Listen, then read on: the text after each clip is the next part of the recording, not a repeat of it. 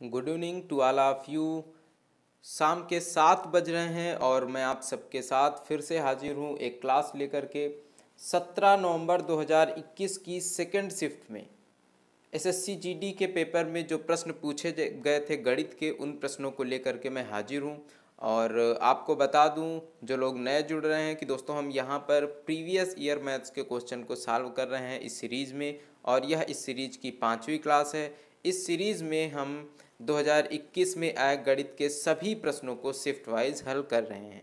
तो अगर आप एसएससी जीडी की तैयारी कर रहे हैं तो यह क्लास आपके लिए बेहद इम्पॉर्टेंट होगी, बहुत हेल्पफुल होगी। ठीक है, इससे आपको एसएससी का पैटर्न क्या है, एसएससी जीडी किस तरह के प्रश्न पूछता है और किस तरह के प्रश्न आगे पूछ सकता है, क्योंकि आप देखेंगे कि किसी भी एग्ज़ाम का पैटर्न लगभग सेम होता है, हर बार थोड़ा बहुत बदलता है। तो इस तरह से आप ज़्यादातर पोर्शन उसका किस तरह से रहने वाला है ये यहाँ से समझ पाएंगे। और इसके साथ साथ मैं इसी चैनल पर चला रहा हूँ एसडी यादव बुक का सॉल्यूशन, तो आप अपनी मैथ को स्ट्रांग करने के लिए उस क्लास को भी ज्वाइन कर सकते हैं अगर आपका मैथ्स वीक है तो। और वह क्लास सुबह 10 बजे होती है। फिलहाल इस क्लास को यहीं पर आज स्टार्ट करते हैं और बढ़ते हैं पहले क्वेश्चन की तरफ। पहला प्रश्न देखिए, यहाँ पर दिया गया है, एक निश्चित धनराशि 5% वार्षिक ब्याज दर पर 2 वर्षों के चक्रवृद्धि ब्याज और साधारण ब्याज के अंतर 152 रुपये है। वह धनराशि कितनी है रुपए में, कितने रुपए है। रेट ऑफ इंटरेस्ट जो दिया गया है वो 5% वार्षिक है। इसका फ्रैक्शन बनाएंगे तो बनेगा 101/20। और 2 वर्षों की बात करी जा रही है तो जो मूलधन है वो हम कितना मान लेंगे दोस्त, इसका स्क्वायर कर देंगे, इसकी घात 2 कर देंगे। जो टाइम होगा इस हर वाली संख्या को उसकी घात लगा देंगे। तो मूलधन कितना मान लेंगे, 400। ठीक है, और ये 4 हमारा क्या है, प्रिंसिपल है, मूलधन है। अब पहले वर्ष में जो ब्याज लगेगा 400 का 5% वो कितना होगा, 20 होगा। और दूसरे वर्ष में जो ब्याज लगेगा मूलधन पर वो कितना होगा, 20। और क्योंकि यह चक्रवृद्धि ब्याज है तो यहाँ पर ब्याज पर भी ब्याज लगेगा, और जो पहले वर्ष में ब्याज मिल चुका है 20, उस पर भी 5% का ब्याज दूसरे वर्ष में मिलेगा, और वो कितना होगा, 20 का 5% 1 होगा। ठीक है, तो 1 यहाँ पर भी ब्याज मिलेगा। अब यहाँ पर बोला जा रहा है कि चक्रवृद्धि ब्याज और साधारण ब्याज के बीच का अंतर जो है वो 152 है। देखो दोस्त, जो चक्रवृद्धि ब्याज होता है वो ब्याज पर भी ब्याज काउंट होता है, और यह टोटल क्या है, चक्रवृद्धि ब्याज है। 20 + 20 + 1, अगर ये सबको जोड़ दें तो 41 यहाँ पर चक्रवृद्धि ब्याज है। लेकिन जो साधारण ब्याज होता है वह केवल और केवल मूलधन पर लगता है, यानी ये 20 और ये 20 2 वर्षों का साधारण ब्याज है। अगर साधारण ब्याज और चक्रवृद्धि ब्याज के अंतर की बात करें, मतलब इस 41 में इस 20 को घटा दें, जो अंतर आएगा वो हमारा क्या आएगा, 1 आएगा। और 1 यूनिट बराबर कितना दिया गया है, 152 दिया गया है। अब अगर मूलधन पूछा जा रहा है तो मूलधन कितना है, 400 है, और मूलधन निकालने के लिए क्या करेंगे, 400 गुणे में 152 कर देंगे तो कितना आ जाएगा, 00, 4 दूनी 8, 4 पंचे 20, और कितना आ जाएगा, 608 00। ऑप्शन नंबर 1 यहाँ पर आपका सही हो जाएगा। ठीक है ना। आगे बढ़ते हैं अगले प्रश्न की तरफ। ए एक निश्चित कार्य को 20 दिनों में कर सकता है, बी ए से 25% अधिक कार्यकुशल है, और सी बी से 20% अधिक कार्यकुशल है। अगर ए, बी और सी की क्षमताओं का अनुपात निकालें तो क्या निकलेगा, बी ए से 25% अधिक कार्यकुशल है। अगर ए की क्षमता 100 है तो बी की कितनी होगी, 125 होगी, क्योंकि 25% कार्यकुशल है। और सी बी से 20% अधिक कार्यकुशल है, तो सी जो है वो बी से 20% अधिक कार्यकुशल है।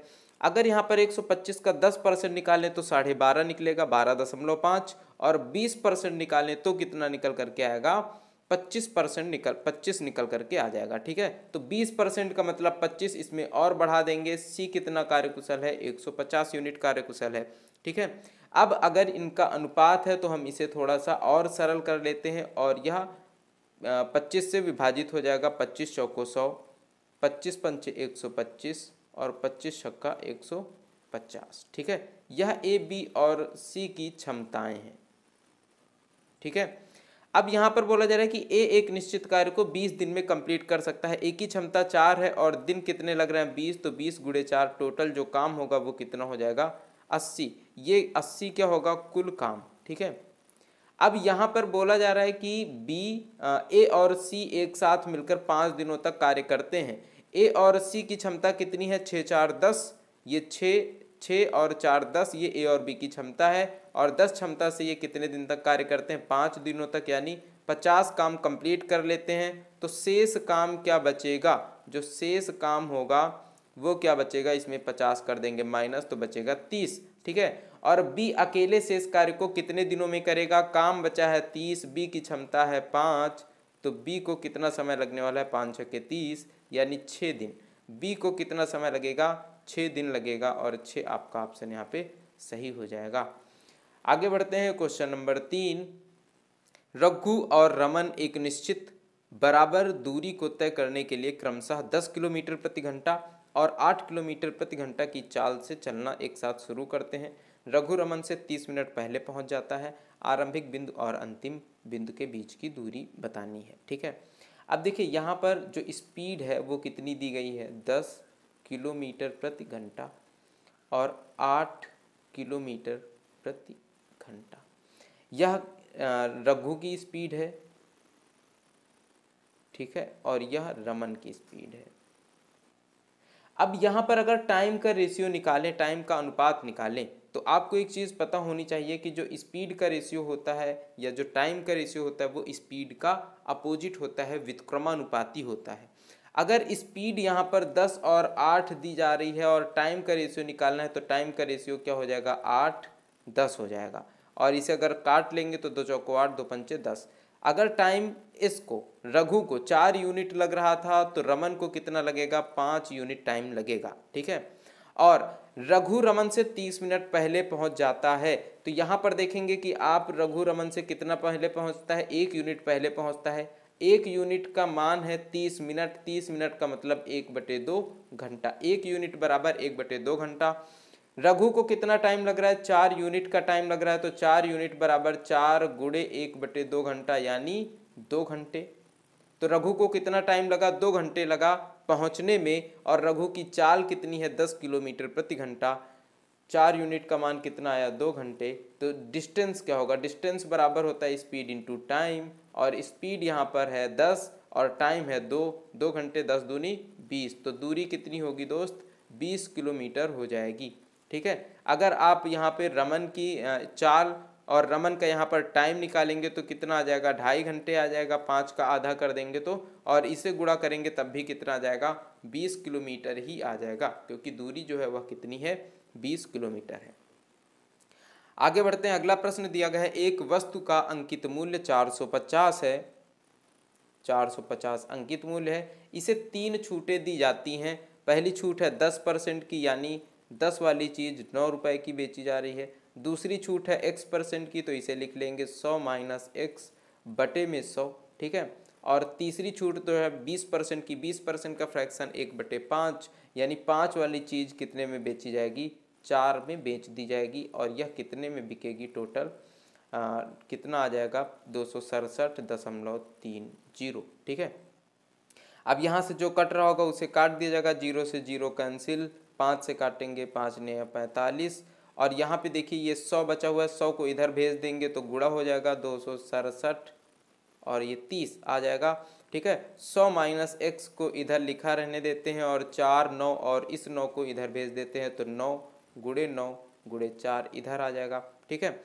अब 9 से इसे विभाजित कर देंगे तो कितना आ जाएगा, 9 दूनी 18, और 18 और 8 26, तो यहाँ पर बचेगा 8, 9 9 81, बचेगा 6, 9 7 63, यहाँ पर कितना आ जाएगा 2970। फिर से 9 से विभाजित करेंगे तो कितना आएगा, 9 त्रिक 27, 9 त्रिक 27, यानी 330 आ जाएगा। और इसे जब 4 से विभाजित करेंगे तो क्या आएगा, 100 माइनस x बराबर 4 8 32, 4 दूनी 8, 4 पंचे 20। 100 माइनस एक्स बराबर आया है 82.5। एक्स को इधर भेजेंगे और 82.5 को इधर भेजेंगे, तो 100 में से 82.5 घट जाएगा तो कितना बचेगा, 17.5 आ जाएगा। यानी एक्स की जो वैल्यू आई है वो क्या आ जाएगी, 17.5 आ जाएगी। ठीक है। और एक्स ही क्या, एक्स का मान ही पूछा जा रहा है। आगे बढ़ते हैं अगले प्रश्न की तरफ। क्वेश्चन नंबर 5 दिया गया है, शांत जल में एक नाव की चाल 10 किलोमीटर प्रति घंटा है। नाव द्वारा धारा की दिशा में 35 किलोमीटर जाने में लगा समय धारा की विपरीत दिशा में 14 किलोमीटर जाने में लगने वाले समय का 1.25 गुना है। तो धारा की दिशा में 60 किलोमीटर जाने में कितना समय लगेगा ये हमें बताना है। तो देखिए यहाँ पर जो नाव की चाल दी गई है वो 10 किलोमीटर प्रति घंटा और धारा की चाल हमें पता नहीं है। सबसे पहले हमें क्या करना पड़ेगा, हमें धारा की चाल निकालना पड़ेगा। तो धारा के अनुकूल कितने किलोमीटर जाया जा रहा है, 35 किलोमीटर, और अनुकूल जाने में धारा की चाल हम मान लेंगे x है, ठीक है। तो 10 + x की स्पीड से जाएंगे 35 किलोमीटर। ये किसके बराबर होगा, 14 किलोमीटर जाएंगे धारा के विपरीत दिशा में, तो 10 - x की स्पीड से। और यहाँ पर कितने गुना है यह समय, 1.25 गुना है, तो 1.25 से इसे गुना कर देंगे, ठीक है। अब यहाँ पर क्या करना है, हमें x की वैल्यू निकालनी है। तो सबसे पहले क्या करेंगे, 35 बटे में 10 + x बराबर, यहाँ पर कितना आ जाएगा, 14 गुणे 1.25। तो चाहे तो 14 से गुणा कर लें या फिर ऐसे ही लिख ले, 14 गुणे 1.25 बटे 10 - x। देखिए 7 से कट जाएगा, 7 × 5 = 35, 7 और ये 7 दूनी 14, 5 से काट देंगे तो कितना आ जाएगा, 5 दूनी 10 और 5 × 5 = 25, ठीक है। 2 से इसे गुणा करा देंगे तो कितना आ जाएगा, 25 दूनी 50, यानी यहाँ पर 0.5 ऊपर आ जाएगा। यहाँ पे आ जाएगा 1 बटे में 10 + x बराबर, इधर कितना आ जाएगा, 0.5 बटे में 10 - x। इसका उधर पक्षांतर करेंगे तो 10 - x बराबर कितना आ जाएगा, 5 + 0.5x, ठीक है। x को इधर भेज देंगे तो कितना हो जाएगा, 1.5x, ये आकर के इधर जुड़ जाएगा। 5 को उधर भेजेंगे तो कितना बचेगा, 5, ठीक है। और x की वैल्यू जब यहाँ पे निकालेंगे तो x बराबर कितना आ जाएगा, 5 बटे में 1.5, दशमलव हटाकर इधर, और 5 से काटेंगे, 5 × 3 = 15, 5 × 10 = 50। x बराबर कितना आएगा, 10/3, ठीक है। हमें धारा की दिशा में कितने किलोमीटर जाना है, 60 किलोमीटर जाना है। और 60 किलोमीटर जाने में कितना समय लगेगा, तो 10 प्लस, क्योंकि धारा की दिशा में जाना है, x की वैल्यू कितनी आ गई है, धारा की वैल्यू कितनी, धारा की गति कितनी है, 10/3, ठीक है। 60 बटे में कितना आएगा, 10 × 3 = 30, 30 × 10 = 40, और 3 चला जाएगा ऊपर, गुणे 3, इसको काट दिया जाएगा, 2 दूनी 4, 2 × 3 = 6, तो कितना आ जाएगा, 3 × 3 = 9, और 9/2 कितना होगा, 4.5 आ जाएगा आंसर। और यहाँ पर ऑप्शन सी सही हो जाएगा, ठीक है। आगे बढ़ते हैं अगले प्रश्न की तरफ। 75 भागे 30, तो यहाँ पर 30 को 75 को भाग कर देंगे 30 से, 15 × 25 = 75, 15 दूनी 30, 5/2 आ जाएगा, माइनस 3/4, ऑफ को हम लिख देंगे का, ठीक है। कितना दिया गया है, 5/7, और इसको पलट देंगे तो हो जाएगा 14/9, ठीक है। माइनस 3 × 3 = 9, 1 10, और 10/3, माइनस 3 × 1 = 3, 2 5, और 5 बटे कितना आ जाएगा, 3 आ जाएगा, ठीक है। अब सबसे पहले हमें क्या करना है, 5/2, और ये तो हमें पहले गुणा करना पड़ेगा, तो 5/2 को ऐसे ही लिख लेंगे, माइनस 3/4 गुणे, यहाँ पर देखिए 7 दूनी 14, कितना आ जाएगा, 10/9 आ जाएगा। और ये है माइनस, यहाँ पे 3 एलसीएम ले लेंगे तो कितना आ जाएगा, 10 - 5 यानी 5/3, ठीक है। अब यहाँ पे देखिए क्या करना है, 3 से ये कट जाएगा, 3 × 3 = 9, 2 दूनी 4, 2 × 5 = 10, कितना आ जाएगा, 5/2 माइनस 5/6 माइनस 5/3, ठीक है। यहाँ से हम क्या करेंगे, 6 को लेंगे एलसीएम, यहाँ पर है 2, तो 5 × 3 = 15 हो जाएगा, -5, और यहाँ पर है 3, तो यहाँ पर कितना हो जाएगा, -10, -10 -5 हो जाएगा, माइनस के 15, और ये प्लस के 15, ये सब हो जाएंगे एक दूसरे से कैंसिल, कितना आ जाएगा, 0/6, और इसका मान क्या होगा, 0 आ जाएगा, यानी यहाँ पर आंसर 0 सही हो जाएगा, ठीक है। आगे बढ़ते हैं अगले क्वेश्चन में। क्वेश्चन नंबर 7, एक समूह में 24 व्यक्तियों का औसत भार 72 किलोग्राम है। यदि 78 किलोग्राम भार वाले 3 व्यक्ति समूह से निकाल दिए जाते हैं और 75 किलोग्राम औसत भार वाले 4 व्यक्ति समूह में शामिल हो जाते हैं, तो अब समूह में व्यक्तियों का औसत भार किलोग्राम में ज्ञात करो। देखिए यहाँ पर दो तरीके हैं। एक तरीका तो यह है कि हमें टोटल निकालना पड़ेगा, दूसरा तरीका यह है कि हमें तुलना कर लेनी है और बस अपना आंसर निकाल लेना है। देखिए यहाँ पर 24 व्यक्ति टोटल हैं और इनका औसत भार कितना है, 72 है। 78 केजी वाले 3 व्यक्ति समूह से निकाले गए।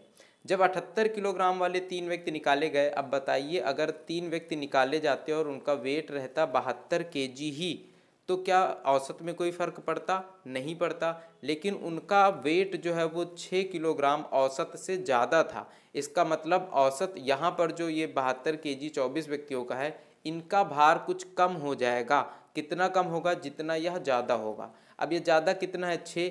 3 व्यक्तियों के लिए 6 ज़्यादा है, तो टोटल कितना ज़्यादा है? 36 का 18। यानी यहाँ पर जो टोटल व्यक्ति बचे हुए होंगे, ठीक है, 21 व्यक्ति जैसे बचे हैं, तो इनके टोटल वेट में टोटल 18 की कमी आएगी। ठीक है, लेकिन उसके बाद क्या हो रहा है? 75 केजी औसत भार वाले 4 व्यक्ति समूह में शामिल हो रहे हैं। अब अगर जो 4 व्यक्ति समूह में शामिल हो रहे हैं उनका वजन 72 केजी ही होता तो औसत में कोई परिवर्तन नहीं होता, लेकिन उनका औसत कितना है? 75 है, यानी 4 ज़्यादा है, 3 ज़्यादा है और व्यक्ति कितने हैं? 4। तो टोटल जो परिवर्तन होगा वो कितना होगा? 4 तियां 12 होगा। यानी यहाँ से औसत 12 बढ़ रहा है और यहाँ से इनके वजन में 18 की कमी हो रही है। अगर ओवरऑल देखा जाए तो यहाँ पर औसत में क्या परिवर्तन हो रहा है? 6 की कमी हो रही है। ठीक है, लेकिन अब व्यक्ति कितने हैं? व्यक्ति कितने हैं? पहले तो 24 थे, फिर इसमें 3 माइनस हुए तो 21 बचे और फिर इसमें 4 जुड़ गए तो कितने हो गए? 25 हो गए। अब टोटल 25 व्यक्तियों के वजन में 6 की कमी हो रही है, तो औसत में कितनी कमी होगी? तो 6/25 कर देंगे।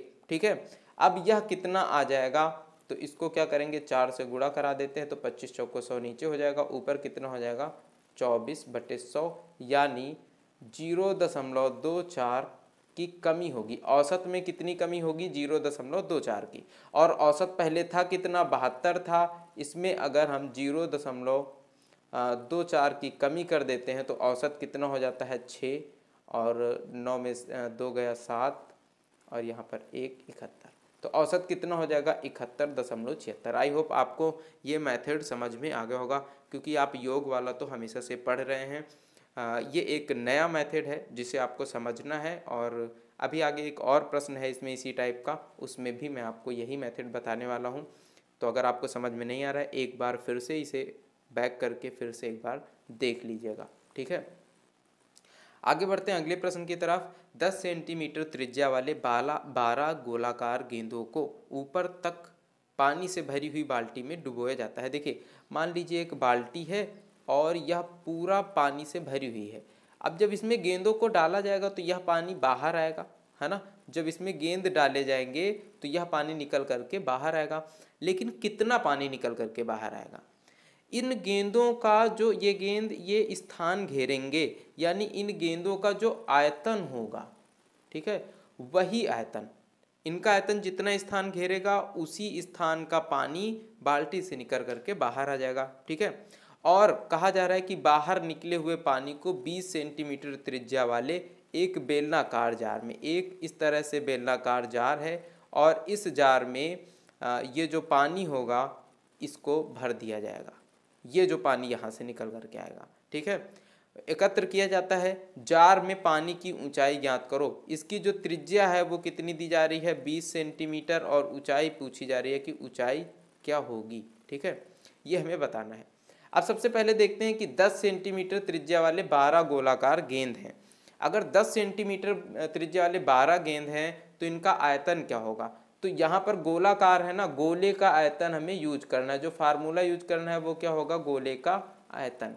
गोले का आयतन क्या होता है दोस्त? 4/3 पाई आर क्यूब। ठीक है, अब 4/3 गुणे पाई का मान 22/7 यहाँ से ले लेना है और आर क्यूब, आर कितना है? 10 सेंटीमीटर त्रिज्या है तो 10 गुणे 10 गुणे 10। लेकिन गेंदें हैं कितनी? ये तो एक गेंद का आयतन हुआ ना, क्योंकि एक गेंद की त्रिज्या 10 सेंटीमीटर है। 12 गेंदें हैं तो इनका गुणा कर देंगे 12 से और यह टोटल 12 गेंदों का आयतन हो जाएगा। और यह आयतन किसके बराबर होगा, जो यहाँ से पानी निकला हुआ है इसके बराबर होगा। अब इस पानी को भरा जा रहा है एक बेलनाकार बर्तन में, तो बेलन के आयतन, बेलनाकार बर्तन में जितना पानी होगा, ठीक है, वो किसके बराबर होगा, बेलनाकार बर्तन के आयतन के बराबर होगा। तो इसका आयतन किसके बराबर होगा, बेलनाकार बर्तन के बराबर। और बेलन का आयतन क्या होता है, बेलन का आयतन बराबर पाई आर स्क्वायर इंटू एच। बेलन का आयतन क्या होता है, पाई आर स्क्वायर इंटू एच, ठीक है। और पाई का मान क्या है, 22/7 गुणित आर की वैल्यू कितनी दी जा रही है, 20, तो 20 गुणे 20, ठीक है, और H into H, R square हो गया इंटू एच हो गया, ठीक है। अब ये हमारा एक बन चुका है, इसे हमें क्या करना है, सॉल्व कर लेना है और एच की वैल्यू निकाल लेनी है। बस यही हमारा ऑप्शन जो यहाँ से आएगा आंसर हो जाएगा, ठीक है। तो देखिए 22/7 से 22/7 कैंसिल हो जाएगा। यहाँ पर 20 गुणे 20 है, इनका 0 और 0, ये 0 और ये 0 कैंसिल हो जाएगा। 2 दूनी 4 और ये 4 से इसे काट देंगे तो 4 तियाँ 12 आ जाएगा। इस 3 से ये वाला 3 कैंसिल हो जाएगा, तो बचेगा कितना, केवल ये 10 और ये 4। तो h यहाँ पर बचा हुआ है और यहाँ पर 10 और 4, तो 10 और 4 का गुणा 40, यानी जो ऊंचाई होगी वो कितनी हो जाएगी, 40 हो जाएगी। आई होप आपको समझ में आ गया होगा ठीक तरीके से, ठीक है। अगले क्वेश्चन की तरफ बढ़ते, क्वेश्चन नंबर 9। एक वस्तु के अंकित मूल्य पर 10% और 5% की क्रमिक छूट देने के बाद वह 3420 में बेची जाती है, बिकी, तो वस्तु का अंकित मूल्य ज्ञात कीजिए। वस्तु का अंकित मूल्य मान लेते हैं 100 रुपये है। जब 10% की छूट दी जाती है तो 10 वाली चीज़ 9 की बेची जाती है, और जब 5% की छूट दी जाती है तो 20 वाली चीज़ 19 की बेची जाती है, क्योंकि 5% का फ्रैक्शन क्या बनेगा, 1/20, और 20 में से 1 कम कर देंगे तो 1 की छूट है, 19 की बेची जाएगी, ठीक है। और ये आता कितना है, 3420 आ जाएगा। 9 से इसे काट देंगे तो कितना आएगा, 9 त्रिक 27, और 9 त्रिक 27, 3 4 3 7, 9 8 72, कितना आ जाएगा, 380 आ जाएगा। तो x बराबर 19 से काटेंगे, 19 दूनी 38, 20 आ जाएगा। और ये यहाँ पर कितना आएगा, 200 और 20, 200 गुणे 20 कितना हो जाएगा, 200 गुणे 20 कितना आ जाएगा, 4000। और x क्या है, हमारा अंकित मूल्य है 4000, ऑप्शन सही हो जाएगा। आगे बढ़ते हैं अगले प्रश्न की तरफ। क्रमशः 6 सेंटीमीटर, 8 सेंटीमीटर और 10 सेंटीमीटर भुजाओं वाले 3 ठोस धात्विक घनों को पिघलाकर एक नया ठोस घन बनाया गया। नए ठोस घन की भुजा का माप क्या होगा। देखिए, जब हमें यहाँ पर अलग अलग घन दिए जा रहे हैं, इन्हें पिघलाकर एक घन बनाना है, तो प्रत्येक ये जो छोटा घन है इसमें क्या होगा, एक मटेरियल होगा, ठीक है। इनमें क्या होगा, एक मटेरियल होगा, और यही मटेरियल पिघला करके एक इससे जो बड़ा घन बनाया जाएगा इसमें समाहित हो जाएगा। तो यहाँ पर क्या होता है कि इनका आयतन, जो भी इनका आयतन है, जितना भी इनमें ये मटेरियल है, छोटे घनों में जितना भी मटेरियल है वो सब मिल करके एक बड़ा घन बनता है। तो हमें क्या करना है कि इन सब का आयतन निकालना है और सबको जोड़ देना है। वही जो इनका आयतन होगा, इन तीनों के आयतन का योग ही इस बड़े घन का आयतन हो जाएगा। तो अगर घन की भुजा 6 है तो आयतन क्या होता है, घन का आयतन होता है a क्यूब। घन का आयतन बराबर a क्यूब, यानी भुजा का घन, ठीक है। अब घन का आयतन निकालना है, यहाँ पर भुजा है 6, तो 6 का क्यूब करेंगे, 6 छाके 36, और कितना आ जाएगा, 216 आ जाएगा। 8 का क्यूब करेंगे, कितना आ जाएगा, 512 आ जाएगा। प्लस 10 का क्यूब करेंगे, कितना आ जाएगा, 1000 आ जाएगा। और यही हमारा बड़े घन का आयतन आ जाएगा, ठीक है। यही हमारे बड़े घन का आयतन होगा। अब यहाँ पर इन सबको जोड़ लेंगे तो कितना आ जाएगा, 6 2 8, 1 1 2, 5 2 7, 1728 हो जाएगा। यह बड़े घन का आयतन होगा। अगर हमें बड़े घन की भुजा निकालनी हो कि भुजा क्या होगी, क्योंकि पूछा क्या जा रहा है, भुजा की माप ज्ञात करो, तो इसका क्या करेंगे, क्यूब रूट निकाल लेंगे। जिस तरह से हम भुजा से आयतन निकालने के लिए क्यूब करते हैं, तो आयतन से भुजा निकालने के लिए क्यूब रूट करते हैं। यहाँ पर इकाई का अंक देखेंगे क्या है दोस्त, 8 है, और यहाँ पर किस संख्या का क्यूब करने पर इकाई के अंक में 8 आएगा? 12। अगर 2 का क्यूब कर देंगे, 2 दूनी 4 दूनी 8, तो इकाई के अंक में 8 आ जाएगा। बस यहाँ से देखेंगे और 12 के ऑप्शन को टिक करेंगे और आगे बढ़ जाएंगे। अगला प्रश्न है, एक वस्तु को 170 रुपये में बेचने पर व्यक्ति को 15% की हानि होती है, वह इसे 206.40 में बेचे तो उसे कितने प्रतिशत का लाभ या हानि होगा? देखिए, मान लीजिए वस्तु थी 100 रुपये की और इसे जब 15% की हानि पर बेचा जाता है, यानी 85 रुपये में बेचा जाता है, 100 की चीज़ 85 यूनिट 85% में बेचा जाता है, तो कितने में बिकती है? 170 रुपये में बिकती है। ठीक है, तो x यानी इसका जो CP है, क्रय मूल्य, x हमने माना, CP निकालने के लिए क्या करेंगे? 170 गुणे में 100 बटे 85, तो 17 से काटेंगे, 17 5 85 और 5 दूनी 10, तो x की वैल्यू कितनी आ जाएगी? 200। यानी जो CP है वो 200 है। CP कितना है? 200 है। और बेचा कितना जा रहा है? SP कितना है? 206.40 है। तो यहाँ पर लाभ जो प्रॉफिट हुआ वो कितना हुआ? 6.4 का प्रॉफिट हुआ। किसमें? 200 में। ठीक है, तो प्रॉफिट परसेंट बराबर क्या होगा? 6.4 बटे 200 गुणे 100। यहाँ से काट लेंगे, कितना आ जाएगा? 3.2% का लाभ हो जाएगा। आगे बढ़ते हैं अगले प्रश्न में। किसी निश्चित राशि पर 8% की वार्षिक ब्याज दर पर 2 वर्ष में प्राप्त होने वाला चक्रवृद्धि और साधारण ब्याज के बीच का अंतर 144 रुपये है, वह राशि कितनी है? देखिए, आज चक्रवृद्धि ब्याज और साधारण ब्याज के अंतर से ही 2 प्रश्न इस शिफ्ट में पूछे गए थे। ठीक है, तो यहाँ पर क्या पूछा? 8% दिया जा रहा है, 8% का फ्रैक्शन बनाएंगे, 2/25 आ जाएगा, और हर वाली संख्या को की घात क्या लगा देंगे? जो समय दिया गया है, और इसे क्या मान लेंगे? इसे मान लेंगे कि ये हमारा मूलधन है। P बराबर 625 है। जब पहले साल ब्याज लगाएंगे यहाँ पर 625 का 8%, तो कितना हो जाएगा? 50 आ जाएगा। ठीक है, अब चाहे 625 का आप 8% निकालें या फिर 8% बराबर क्या होता है? 2/25, तो आप 625 का 2/25 भी निकाल सकते हैं, सेम चीज़ रहेगा। ठीक है, तो 625 का दूसरे साल जब 8% ब्याज निकालेंगे तो 50 आएगा, और फिर क्योंकि चक्रवृद्धि ब्याज है तो इस 50 का भी 8% निकालेंगे तो कितना आ जाएगा? 4 आ जाएगा। और ये 4 यूनिट ही क्या है? चक्रवृद्धि ब्याज और साधारण ब्याज का अंतर है। इसकी वैल्यू दी जा रही है 144, तो 1 यूनिट बराबर कितना हो जाएगा? 4 तियाँ 12, 4 छंग 24, यानी 36 हो जाएगा। और हमारा राशि पूछा गया है, प्रिंसिपल पूछा गया है, तो ये क्या हो जाएगा? 325 गुणे 36 हो जाएगा।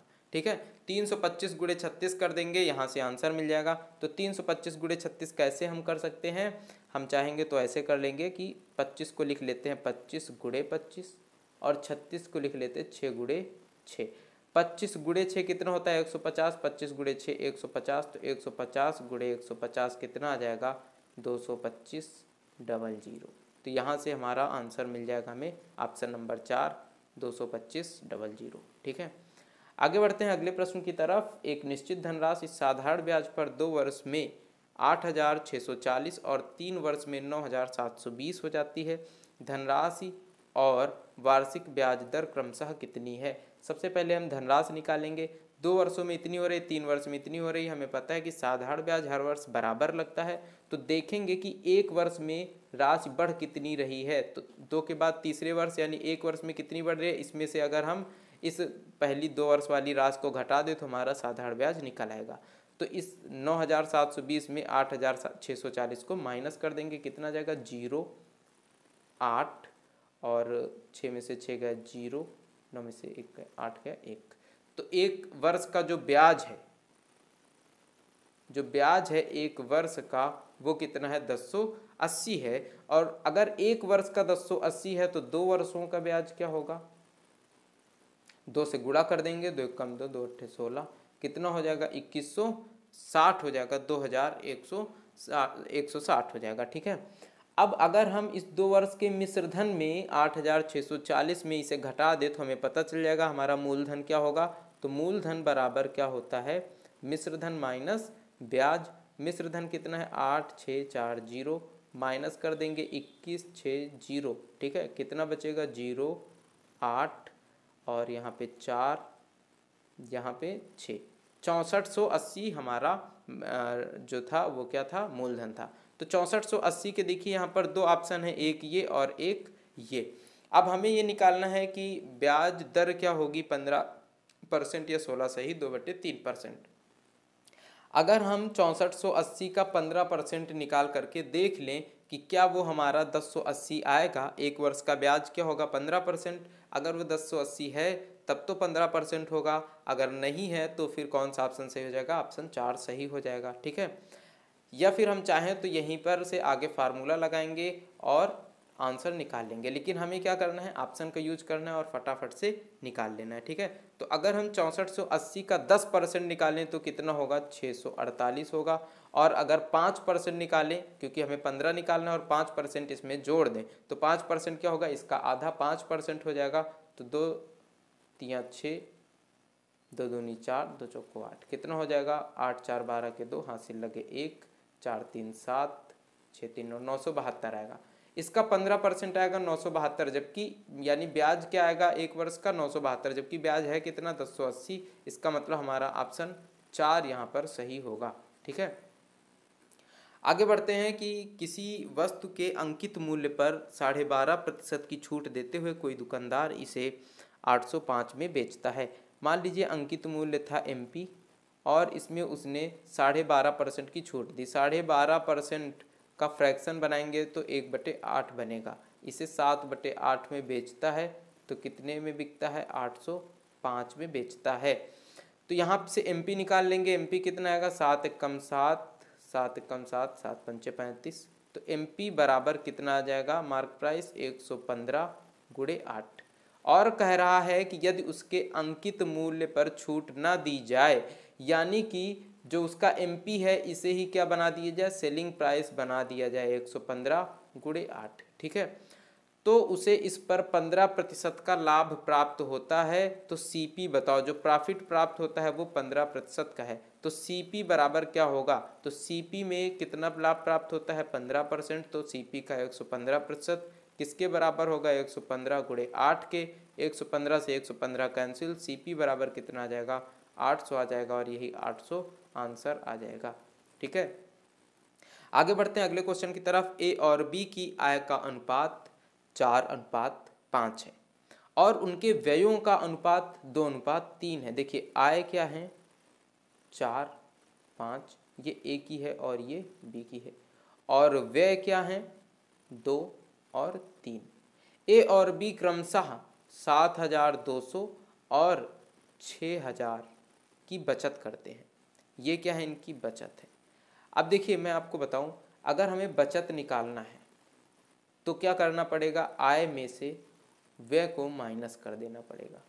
आय माइनस व्यय, आय का मतलब हमारी कितनी कमाई है, उसमें से अगर हम खर्चों को निकाल दें तो हमारी कितनी बचत हो रही है ये हमें मिल जाएगी। इसका मतलब हमें क्या करना है, आय और व्यय का अंतर निकालना है और वो क्या आना चाहिए, बचत आना चाहिए। मैंने आपको बताया था कि जब भी अनुपात का अंतर निकालना हो तो और यहाँ पर उनका अंतर दिया जाए तो हम इसमें क्या करेंगे, क्रॉस प्रोडक्ट मेथड अप्लाई करेंगे। और वो क्या होता है, 6,000 को हम गुणा करेंगे, इधर देख लेते हैं, थोड़ा सा पेन का कलर चेंज कर लेते हैं। ठीक है, 6,000 को गुणा करेंगे 2 से और 7,200 को गुणा करेंगे 3 से और इनको घटा देंगे। तो जब 7,200 को 3 से गुणा करेंगे तो क्या आएगा, 3 दूनी 6, 3 सत्ते 21, 216 00 माइनस 6 दूनी 12, 12,000 इसमें घटा देंगे। ठीक है, और ये बराबर किसके होगा, 3 का गुणा 4 से करेंगे 3 चौको 12, 5 का गुणा 2 से करेंगे 5 दूनी 10, जो बड़ी संख्या होगी उसमें छोटी संख्या को घटा देंगे। तो 4 3 12 माइनस 10 कितना आ जाएगा, 2। 2 यूनिट बराबर यहाँ से कितना आ जाएगा, 00 6 और 9 कितना आ जाएगा, 9,600 आ जाएगा। तो 1 यूनिट बराबर कितना आ जाएगा, 4800 आ जाएगा। 1 यूनिट बराबर 4800 है और हमें A की आय बतानी है। तो बताएं कि A की आय क्या हो जाएगी। A बराबर क्या हो जाएगा, A बराबर कितना है, A की आय कितनी है, 4 यूनिट। 1 बराबर अगर 4800 है तो 4 बराबर कितना होगा, 00 4 8 32, 4 चौको 16 3 19, 19,200 कितनी हो जाएगी, 19,200 आ जाएगी और यहाँ पर ऑप्शन C सही हो जाएगा। ठीक है, आगे बढ़ते हैं अगले प्रश्न की तरफ। क्वेश्चन नंबर 16, सीमा आयु में रीमा से 8 वर्ष छोटी है। ठीक है, इनकी उम्र का जो अंतर है वो कितना है, 8 वर्ष। अब अगर कोई व्यक्ति अभी किसी से 8 वर्ष छोटा है तो वह 50 साल बाद भी 8 वर्ष छोटा ही रहेगा। मतलब अब हम किसी भी वर्ष की बात करें, जो दो व्यक्ति हैं उनके बीच की आयु का अंतर जो है वह हमेशा समान रहता है। ठीक है, यदि 4 वर्ष पहले उनकी आयु का अनुपात 1:2 रहा हो, 1:2, तो यहाँ पर अंतर कितना है, 1 और 1 बराबर कितना अंतर दिया गया है, 8 वर्ष, क्योंकि इनके उम्र के बीच का अंतर कितना है, 8। इसका मतलब कि सीमा और रीमा की उम्र 8 और 16 थी। कब, 4 वर्ष पहले। यह उम्र कब थी, 4 वर्ष पहले। हमें निकालना है कि अब से 6 वर्ष बाद सीमा की उम्र बताओ। सीमा की उम्र बतानी है अब से 6 वर्ष बाद। तो अब सीमा की उम्र क्या होगी वर्तमान समय में। अगर 4 वर्ष पहले 8 थी तो अब कितनी होगी, 12 होगी। और अब से 6 वर्ष के बाद कितनी होगी, तो इसमें 6 और जोड़ देते हैं तो 12 + 6 कितना हो जाएगा, 18। और सीमा की उम्र कितनी होगी अब से 6 वर्ष के बाद, 18 वर्ष होगी। ठीक है, आगे बढ़ते हैं अगले प्रश्न की तरफ। दो संख्याओं m और n का योग 84 है। m + n बराबर कितना है, 84 है। m बड़ा है n से और उनका अंतर, तो m में से n को घटा देंगे। अंतर कितना है, 6 है। दोनों संख्याओं का अनुपात ज्ञात कीजिए। तो यहाँ से 2m आ जाएगा, n से n कैंसिल हो जाएगा, कितना आ जाएगा, 6 × 4 = 10 यानी 90।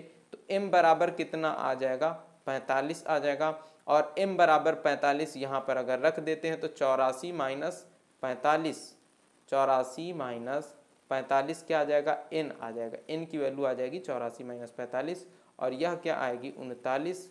तो n बराबर क्या आ गया है, 39। m अनुपात n ज्ञात करना है तो 45:39 हमें निकालना है। ठीक है, 3 से काट देंगे, 15 × 3 = 45, 3 से काटेंगे 13 × 3 = 39, कितना आ जाएगा, 15:13। ऑप्शन नंबर 1 सही हो जाएगा। आगे बढ़ते हैं अगले प्रश्न की तरफ। एक ट्रेन की चाल 110 किलोमीटर प्रति घंटा है। यह 20% बढ़ जाती है, इसकी चाल 20% बढ़ जाती है और फिर ट्रेनें एक समान चाल से चलती रहती है। तो सबसे पहले थी 110 और फिर 20% बढ़ती है तो 110 × 120/100 हो जाती है चाल। ट्रेन चालक गति कम करो का संकेत देखता है, इसलिए वह उस समय की ट्रेन की चाल को 40% कम कर देता है। अब यह जो चाल है इस टाइम पर, इसे कितने परसेंट कम करता है, 40%। तो कितने परसेंट हो जाती है, 60% हो जाती है। ट्रेन की अंतिम चाल ज्ञात करो। अंतिम चाल हमें बतानी है। 0 से 0 कैंसिल कर देंगे, 1 0 ये कैंसिल हो जाएगा। इनका गुणा कर लेंगे तो 12 × 6 = 72 × 11 बटे कितना आ जाएगा, 10। 11 दूनी 22, 11 सत्ते 77 और 2 79 बटे 10 है तो यहाँ पर लग जाएगा पॉइंट। कितनी स्पीड आ जाएगी, 79.2। आगे बढ़ते हैं अगले प्रश्न की तरफ। 19 नंबर प्रश्न, 6 + 3 = 7। अब देखो 3 का 7 कितना हो जाएगा, 7 × 3 = 21। तो 6 + 21 - 5 भागित, अब 2 से पहले भाग नहीं करना है, पहले इनका गुणा कराना है। क्यों, क्योंकि ऑफ लगा होता है या का लगा होता है तो सबसे पहले वही सॉल्व किया जाता है। तो 11 दूनी कितना हो जाएगा, 22 हो जाएगा। यहाँ पर देखिए कितना आएगा, 21 + 6 - 5 22 आ जाएगा। 22 भागित 22 कितना आ जाएगा, 1 आ जाएगा। और 1 यहाँ पर ऑप्शन नंबर 2 सही हो जाएगा। आगे बढ़ते हैं अगले प्रश्न में।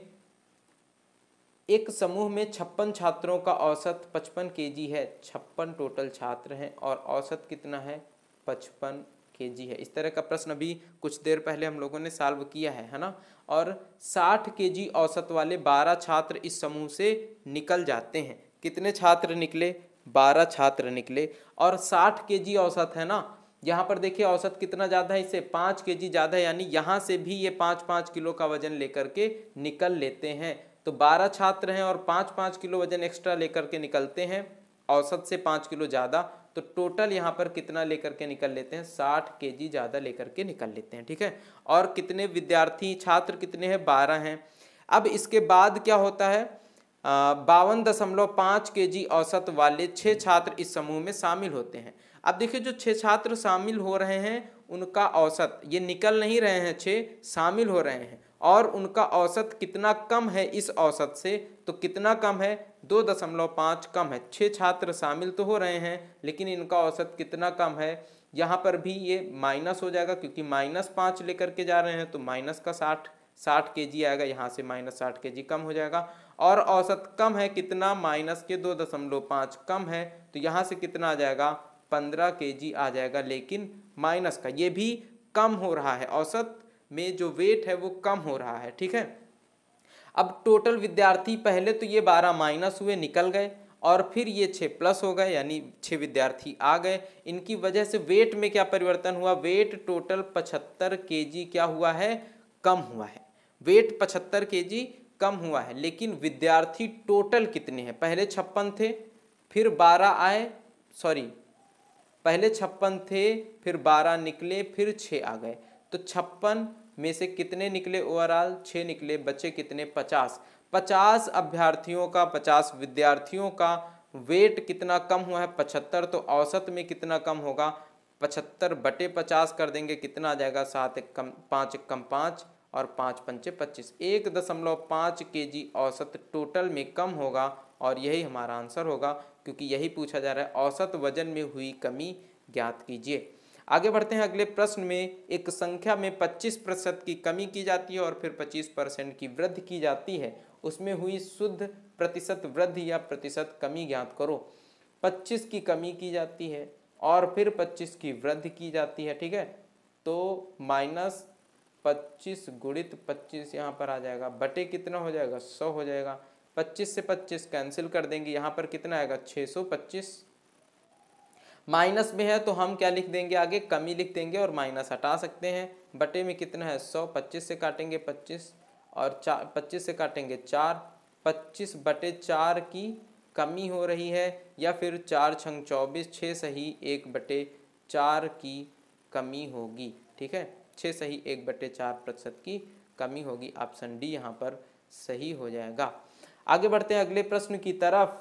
P और Q एक लैंप 20% के लाभ पर, P ने Q को एक लैंप 20% के लाभ पर बेचा, बाद में Q ने उसी लैंप को 30% के लाभ पर P को बेचा। देखिए ये प्रश्न मेरे हिसाब से गलत है, ठीक है, क्योंकि मैंने इसको प्रयास किया थोड़ा सा सॉल्व करने का, ये प्रश्न ही गलत है। P ने पहले Q को बेचा, फिर 20% के लाभ पर, और फिर Q ने फिर से P को बेचा 30% के लाभ पर, जिससे उसे 108 का लाभ हो रहा है। P ने मूल रूप से लैंप के लिए कितना भुगतान किया, तो यह प्रश्न पूरी तरह से गलत है। ठीक है, जो शायद गलत कर दिया होगा आयोग ने भी, तो इस पर कोई डिस्कस नहीं करते हैं।